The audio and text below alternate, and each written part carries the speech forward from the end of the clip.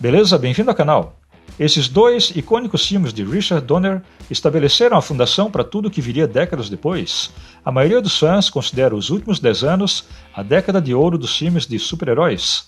Com o sucesso do universo cinematográfico da Marvel e a expansão do universo da DC, os filmes de super-heróis reinam nas bilheterias, mas eles devem muito, se não tudo, ao filme de 1978, Superman The Movie, dirigido por Richard Donner. A DC Comics tentou por anos fazer um filme de Superman, mas não conseguiu, até a chegada de Donner e os dois primeiros filmes do Superman, que a era dos filmes baseados em quadrinhos nasceu de verdade. Esses icônicos filmes determinaram a fundação de tudo o que viria décadas depois.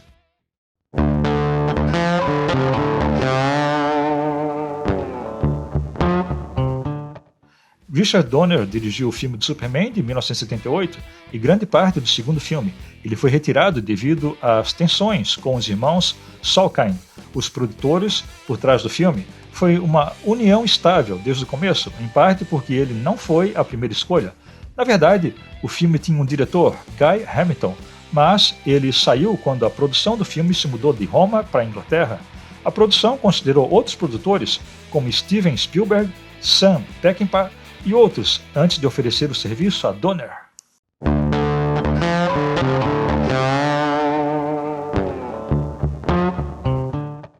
O caminho para o primeiro filme foi único. O desenvolvimento não começou com o estúdio, mas apenas com os irmãos Salkind.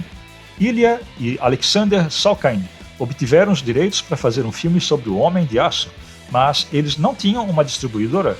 Eles começaram a produção financiando tudo eles próprios.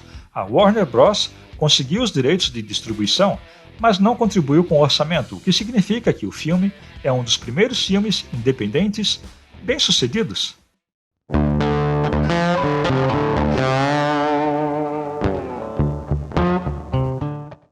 O script original era uma grande bagunça. Os Salkinds contrataram Mario Puzo, autor de O Poderoso Chefão, para escrever o script. Acabou com 500 páginas, o equivalente a 5 filmes. O script parecia não ser muito sério e tinha o estilo da série do Batman de 1966, que apesar de divertida, não mostrava o melhor do Batman. Donner, que era fã do Superman, contratou Tom Mankiewicz para reescrever o roteiro.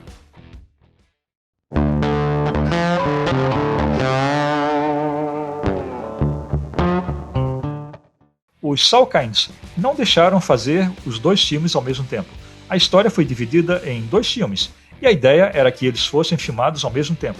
A praticidade dessa ideia foi abandonada no meio do caminho, e Donner foi substituído por outro diretor, Richard Lester. A Marvel tentou fazer algo parecido em Vingadores, Guerra Infinita e Ultimato, mas acabou dividindo a história e fazendo 2 filmes.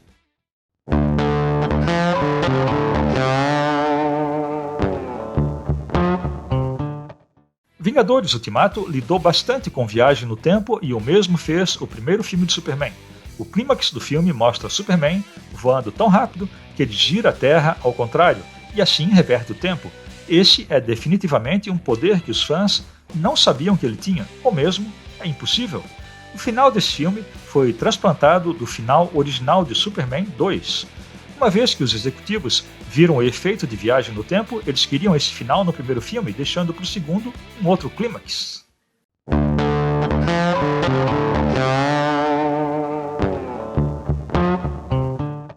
O final original do filme de 1978 deveria ser um gancho para o segundo filme.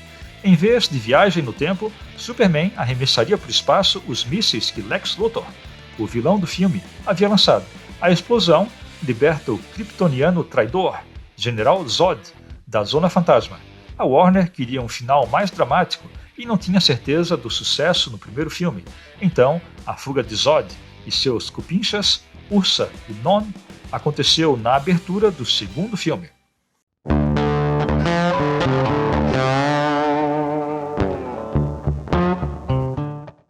Richard Donner não abria mão de ter um desconhecido para o papel do Superman, uma vez que um ator conhecido poderia ofuscar o personagem.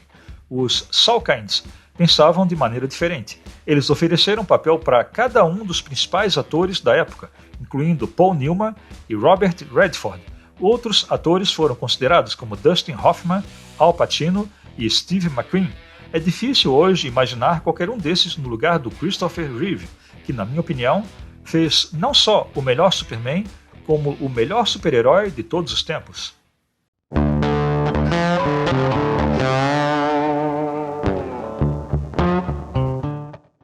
Reeve foi escolhido para o papel, mas não tinha o físico para isso. Ele era um atleta moderado, mas precisava ganhar musculatura. David Prowse, que interpretou Darth Vader nos filmes originais de Star Wars, ajudou nessa tarefa e treinou Reeve para o papel.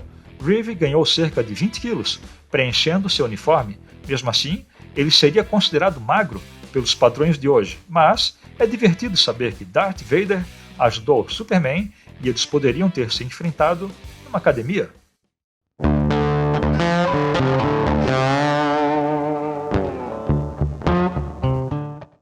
Muitas ideias passavam pela cabeça dos produtores durante a produção dos filmes.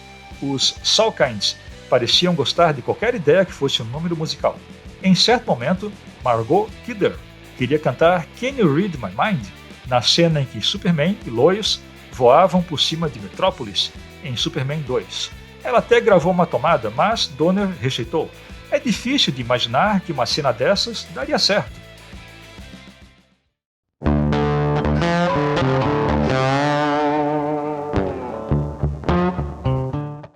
Uma das ideias do filme teve impacto duradouro na mitologia do Superman. O escritor Tom Mankiewicz trabalhou com Donner para que o filme ficasse com os pés no chão tanto quanto possível, o que levou a discutirem como o Superman teria o icônico S como símbolo no peito. O roteirista sugeriu colocar esse S em Jor-El como um brasão da família. O conceito do brasão da família acabou fazendo parte dos quadrinhos, assim como todas as principais casas de Krypton também adotaram essa ideia. Isso também apareceu nos filmes posteriores, como o Homem de Aço, que continuou a fazer as suas próprias mudanças.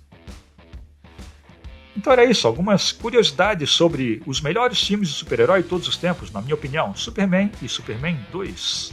Obrigado e até o próximo vídeo.